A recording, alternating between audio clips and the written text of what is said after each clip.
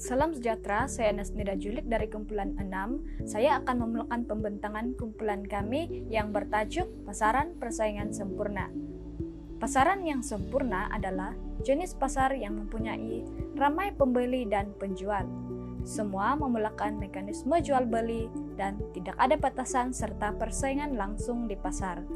Semua penjual juga menjual produk yang serupa atau homogen. Seterusnya, kita beralih kepada ciri-ciri struktur persaingan yang sempurna. Yang pertama ialah bilangan penjual dan pembeli yang ramai. Kedua, firma mempunyai maklumat yang sempurna tentang pasaran. Ketiga, keluaran bersifat homogen. Keempat, wujud kebebasan keluar masuk pasaran. Dan yang terakhir ialah harga ditentukan oleh pasaran, yaitu melalui kuasa permintaan dan penawaran dalam pasaran.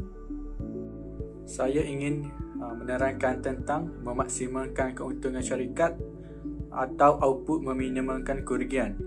Sesebuah firma mencapai keseimbangan apabila kos sud sama dengan hasil sud.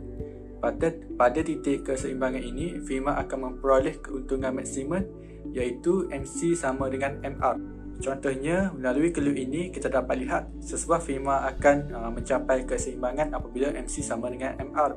Pada titik A, walaupun MC sama dengan MR tetapi tambahan satu unit output akan menyebabkan MR lebih besar daripada MC. Hal ini akan menyebabkan firma harus menambahkan output sehingga mencapai MC sama MR. Pada titik C, MC lebih besar daripada MR. Firma harus mengurangkan output sehingga MR sama dengan MC untuk mengurangkan kerugian.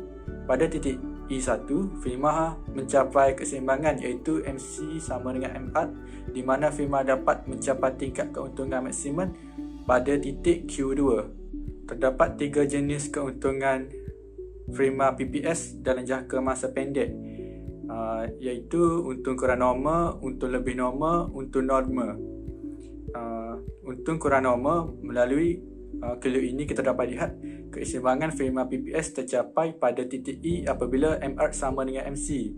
Pada tingkat harga output iaitu P dan Q, jumlah hasil TR ialah PEQ kosong. Jumlah kos ialah CAQ kosong. Disebabkan TR lebih besar daripada TC, firma menanggung untung kurang normal sebesar CAEP. Untung lebih normal pula, melalui keluk kita dapat lihat keseimbangan firma PPS tercapai pada titik E apabila MR sama dengan MC. Pada tingkat harga dan output iaitu P dan Q, jumlah hasil ialah PEQ kosong. Jumlah kos TC ialah CAQ kosong. Disebabkan TR lebih besar daripada TC, firma menikmati untung lebih normal sebesar PEAC. Untuk normal pula, melalui keluk kita dapat lihat keseimbangan firma PPS tercapai pada titik E apabila MR sama dengan MC. Pada tingkat harga dan output iaitu P dan Q, jumlah hasil ialah PEQ kosong. Jumlah kos PEQ kosong. Disebabkan TR sama dengan TC, firma menikmati untung normal. Di sini saya akan menerangkan tentang output, harga dan keuntungan firma pada jangka pendek dan jangka panjang. Seperti yang dapat kita lihat pada keluk ini, keluaran jangka pendek bersamaan dengan hasil, di mana firma ini akan mendapat untung normal. Garis ER atau harga firma akan bersilang dengan titik minimum SC. Seperti yang terdapat kita lihat pada rajah, yaitu PPC sama dengan ACPC. Bagi jangka masa panjang, seperti yang dapat kita lihat, rajah tersebut menunjukkan keluk bagi firma persaingan sempurna. Firma baru masuk ke dalam pasar menyebabkan penawaran dalam keseluruhan firma akan meningkat. Hal ini disebabkan peningkatan pengeluaran dan keuntungan firma dan menyebabkan keluk berlari ke kanan. Kenaikan penawaran menyebabkan harga jatuh dari P1 ke P0. Keluk penawaran akan berlari ke bawah sehinggalah memperoleh untung normal. Sekiranya terdapat firma mengalami kerugian dalam jangka panjang, firma akan keluar dari pasaran bagi mengurangkan kerugian tersebut. Hal ini menyebabkan penawaran pasaran berkurang dan penawaran akan beralih ke kiri, yaitu dari S1 ke S0. Peningkatan penawaran menyebabkan tingkat harga naik dari P2 ke P0 dan keluk penawaran firma akan bergerak ke atas sehinggalah firma untung, yaitu P0 sama dengan ER0 sama dengan MR0. Seterusnya, saya akan membentangkan peraturan tutup firma jangka pendek dan keluk jangka pendek dalam pasaran persaingan sempurna. Oke, berikut merupakan contoh keluk pasaran persaingan sempurna. Oke, terdapat dua peraturan dalam jangka pendek ini, yaitu penentuan penutupan firma dan tutup firma. Penentuan tutup firma berlaku apabila firma mengalami kerugian dan jumlah hasil yang diperoleh hanya dapat menampung kos berubah sahaja. Keadaan ini wujud di titik P2 seperti yang ditunjukkan pada keluk di atas, di mana keluk hasil purata menyentuh titik minimum keluk kos berubah purata. Oleh itu, firma boleh memilih untuk meneruskan atau memberhentikan operasi. Oke, untuk peraturan tutup firma berlaku apabila firma mengalami kerugian dan jumlah hasil yang diperoleh tidak dapat menampung ke semua kos tetap dan sebahagian kos berubah. Keadaan ini wujud di titik P1 apabila keluk hasil purata berada di atas keluk kos berubah purata. Oleh itu, firma terpaksa memberhentikan operasi kerana mengalami kerugian dan tidak dapat menampung jumlah kos firma.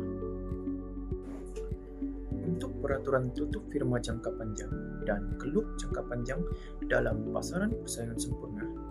Oke, berikut merupakan contoh keluk pasaran persaingan sempurna dalam jangka panjang.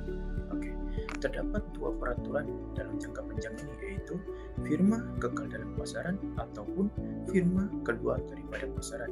Untuk firma yang kekal dalam pasaran, yaitu firma yang mengalami untung normal ataupun untung lebih normal, di mana P lebih besar daripada LC minimum dan P sama dengan LC minimum. Oke, keadaan ini membolehkan firma itu untuk terus kekal dalam pasaran dan meneruskan operasinya.